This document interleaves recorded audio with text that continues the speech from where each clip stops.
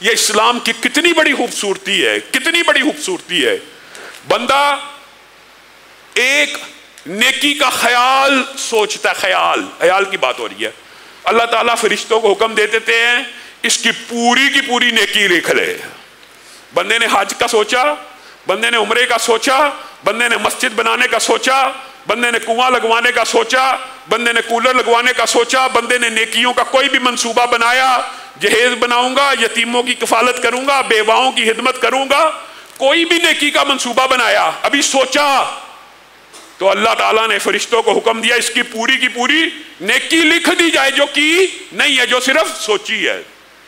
اور جب اس سوچ کو عملی جامہ میرا بندہ پہنا دے، ایک نیکی تو تب لکھ لی جب سوچ تھی، اور جب اس نے اس نیکی کے اوپر عمل کر دیا پھر ایک نہیں لکھنی، پھر ابتدا کہاں سے ہونی ہے؟ پتہ ہونا چاہیے نا کہاں سے ہونی ہے؟ 10 سے، ابتدا 10 سے۔ نیکی نہیں کی، سوچی تو ایک کر دی، ابتدا 10 سے، پھر 20 کسی کی 30، کسی کی 700، کسی کی 1000، کسی کی 1,00,000۔ یہ اللہ کی رحمت کتنی وسیع ہے۔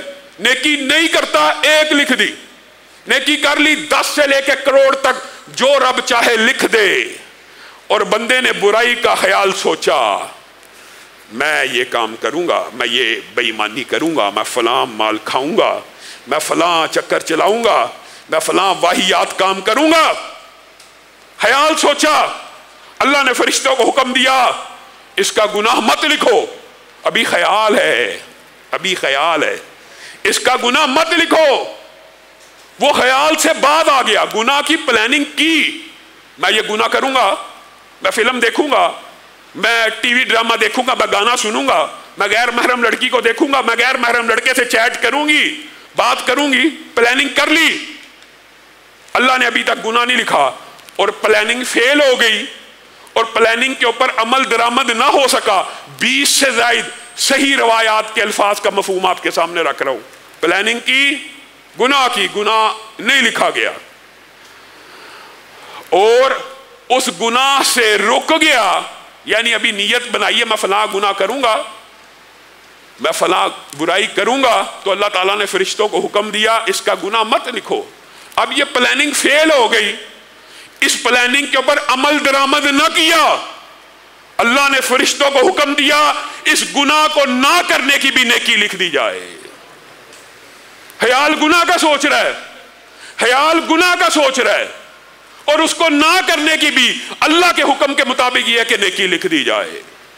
اور اگر گناہ کر لیا تو ابتدا کہاں سے ہوگی؟ ایک سے، ایک گناہ لکھ دیا جائے جو اس نے کیا ہے۔ اور امام البانی نے ایک حدیث کو صحیح لکھا، اور دیگر محدثین نے اس کی سند کے اوپر اعتراض کو اٹھایا ہے۔ وہ کیا ہے؟ گناہ کر بھی لیا تو اللہ تعالیٰ نے کہا، فرشتوں کو حکم دیا رک جاؤ، 6 گھڑی ذرا انتظار کر لو۔ 6 گھڑی کا کوئی تعین حدیث میں موجود نہیں ہے، اس سے مراد 6 منٹ ہیں، 6 سیکنڈ ہیں، 6 ہفتے ہیں، 6 ماہ ہیں، 6 سال ہیں، کوئی پتہ نہیں۔ 6 گھڑی رک جاؤ، کیوں؟ شاید میرا بندہ توبہ کر لے، اس گناہ سے نادم ہو جائے، تب تک موقع دے دو۔ یہ اللہ رب العزت کی رحمت کا کتنا عظیم الشان منظر ہے۔ اور پھر گناہوں میں آلودہ ہو گیا، گناہوں میں ڈل گیا۔ گناہ کتنے؟ زمین سے لے کے آسمان تک گناہوں سے اپنے نامہ اعمال کو، اپنے کھاتوں کو، اپنے رجسٹروں کو، صرف گناہ سے زمین سے آسمان کے مابین نہیں بھرا، بلکہ اس کے گناہ کو تحریر کرنے کا اللہ تعالیٰ کے پاس ایویڈنس اس طرح کے موجود ہوں گے۔ وَمَا كَانَ رَبُّكَ نَسِيًّا، ایسا ایویڈنس ہوگا کہ بندہ گناہ سے مکر نہیں سکے گا۔ فلاں دن اتنے بج کے اتنے منٹ پہ یہ گناہ کیا، نہیں اللہ میں نے نہیں کیا، کہ اللہ کے پاس ایویڈنس نہیں، ریکارڈنگ موجود نہیں۔ اللہ تعالیٰ کے پاس ایسی عظیم الشان ریکارڈنگ ہوگی کہ رجسٹر بھرے ہوئے ہیں کہ اس وقت کیفیت کیا تھی، اس وقت سورج نکلا ہوا تھا، اس وقت لمحہ یہ تھا۔ نہیں یقین، یہ دیکھ لے اپنی ویڈیو، یہ دیکھ تو کیا اس دن کر رہا تھا۔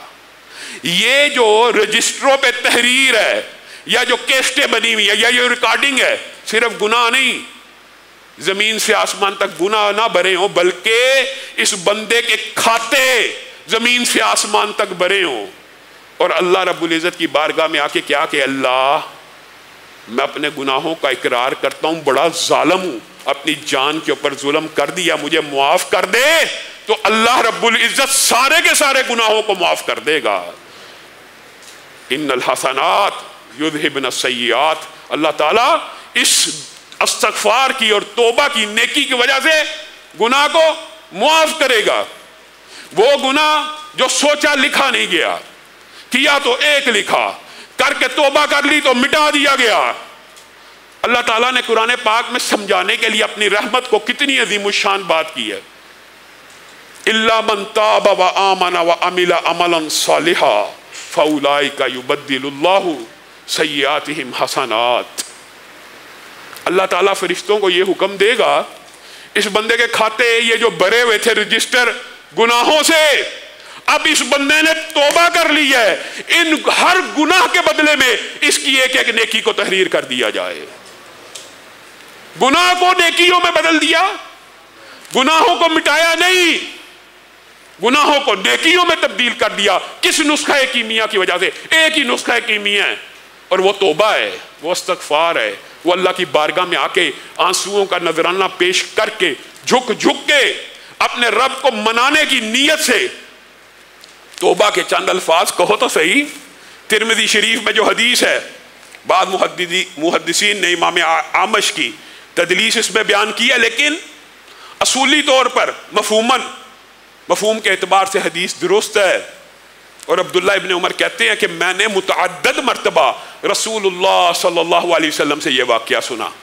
آپ نے بھی سنا ہوگا، کفل نامی ایک شخص ہوا کرتا تھا، بنی اسرائیل میں بڑا بے ایمان تھا، بڑا برا تھا، برائی کا کوئی موقع ہاتھ سے نہیں تھا جانا دیتا، طاق میں لگا رہتا تھا، شراب پی رہا ہے، ظلم کر رہا ہے، بے حیائی کر رہا ہے۔ ایک مجبور عورت اس کے پاس آ گئی، اس نے کہا 60 دینار کی ضرورت ہے۔ کہا 60 دینار تو میں دوں گا، اپنی عزت کو میرے حوالے کر دے۔ اس عورت کے گھر پتہ نہیں کیسی مجبوری تھی، اس نے اس مجبوری کے تحت کفل سے یہ سودا کر لیا۔ کفل نے سارا معاملہ سر انجام پانے کے بعد، معاہدہ طے پانے کے بعد اس عمل کی طرف ہاتھ کو بڑھایا تو وہ عورت، مجبور اور بے بس عورت، کانپنے لگی، تھر تھرانے لگی، کہنے لگا روتی کیوں ہے، گھبراتی کیوں ہے، کانپتی کیوں ہے؟ میں تیرے پہ ظلم تو نہیں کر رہا، میں تیرے پہ زیادتی تو نہیں کر رہا، میں تیرے پہ جبر اور تشدد تو نہیں کر رہا، ہمارا ایک ایگریمنٹ ہوا ہے، معاہدہ ہوا ہے، لین دین ہوا ہے، کنٹریکٹ ہوا ہے، 60 دینار دے رہا ہوں اور اس کے بدلے میں تیرے ساتھ تعلق قائم کر رہا ہوں۔ کہنے لگی بات یہ نہیں ہے، بات یہ ہے کہ تجھے کیا پتا میرے گھر کیسی مجبوری ہے، اور میں اپنے رب سے ڈرتی ہوں، ہے مجبور ہوں، بے بس ہوں، میری عزت کو، میرے احترام کو، میرے پردے کو کسی غیر محرم نے آج تک نہیں دیکھا۔ آج ایسی بے بس اور بے کس ہو گئی ہوں کہ غیر محرم کے ہاتھ پہ اپنی عزت کو نیلام کر رہی ہوں، اگرچہ مجبور ہوں، کانپ رہی ہوں اللہ کے خوف سے، اللہ کو کیا منہ دکھاؤں گی۔ کفل کے دل پہ اس عورت کے یہ چند جملے کیسے ٹوٹے، کیسے دل کی دنیا بدلی کہ عورت مجبور بھی ہے، عورت بے بس بھی ہے، عورت بے کس بھی ہے، پھر بھی اپنے رب کے سامنے کھڑے ہونے سے ڈر رہی ہے۔ اے کفل، تو تو مجبور بھی نہیں تھا، تو تو بے بس بھی نہیں تھا، تو تو سینکڑوں لوگوں کی عزتوں سے کھیلتا رہا، مال کھاتا رہا، شراب پیتا رہا، بچیوں کی عزتوں کو لوٹتا رہا۔ ایک عورت مجبور و بے بس اپنے رب سے ڈری ہے، کفل تجھے کیا ہوا؟ اگلے دن صبح بڑا ٹائم بیت گیا، لوگ کہنے لگے کفل کہاں ہے، کفل کو ڈھونڈا جائے۔ کہا شراب کے نشے میں دھت پڑا ہوگا اپنے گھر کے اندر، ابھی آ جائے گا اٹھ کے بے ایمان۔ جب کافی دیر تک وہ نہ آیا تو لوگ اس کے گھر کے دروازے پہ پہنچے، اور اللہ رب العزت نے آپ کو اور مجھے رہتی دنیا تک یہ پیغام پہنچانا مقصود اور مطلوب تھا۔ ان اللہ قد غفر الکفلا، کفل کی زندگی میں ایک رات ایسی آئی تھی کہ جس کے اندر اس نے ندامت کے 2 آنسو بہا دیے تھے اور اپنے رب کے سامنے گڑ گڑا اٹھا تھا، اور اسی رات فرشتے نے اس کی روح کو قبض کر دیا تھا۔ اے لوگو دیکھ لو، تمہارے رب نے اس کفل کے گناہوں کو بھی معاف کر دیا۔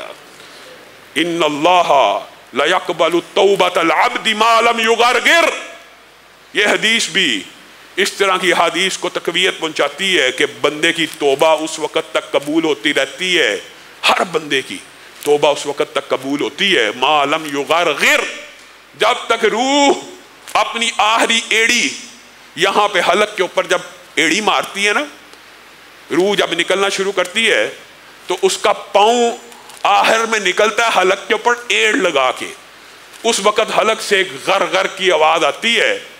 تو رسول اللہ صلی اللہ علیہ وسلم نے آپ کو اور مجھے یہ خوشخبری سنائی ہے کہ اللہ تعالیٰ نے بندے کے لیے توبہ کا دروازہ اس وقت تک کھولا ہوا ہے جب تک روح جسم میں موجود ہے۔ اللہ رب العزت جو کہا گیا، جو سنا گیا، اس کو سمجھنے کی توفیق عنایت فرمائے۔